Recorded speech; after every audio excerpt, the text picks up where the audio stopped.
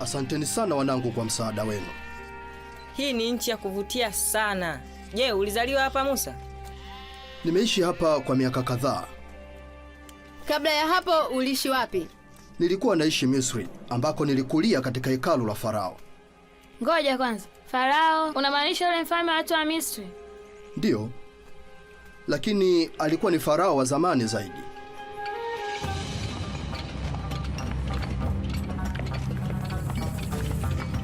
Japokuwa nilikulia Misri, lakini mimi ni Mwebrania wa kuzaliwa.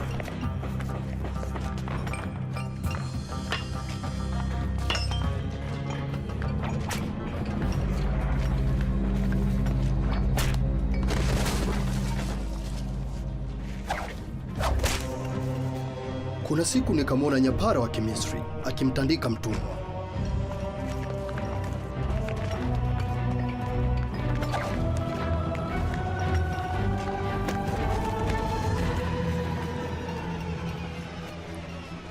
Nilijaribu kujikinga dhidi ya silaha yake, lakini alinivamia.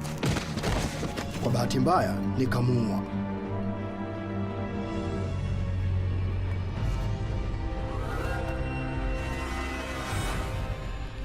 Hiyo ilikuwa ni zamani sana.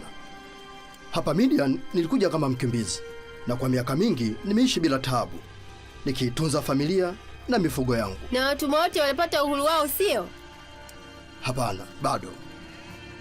Watu wangu bado wako utumwani, na sasa wanatumikia Farao mwingine aliyemkatili zaidi.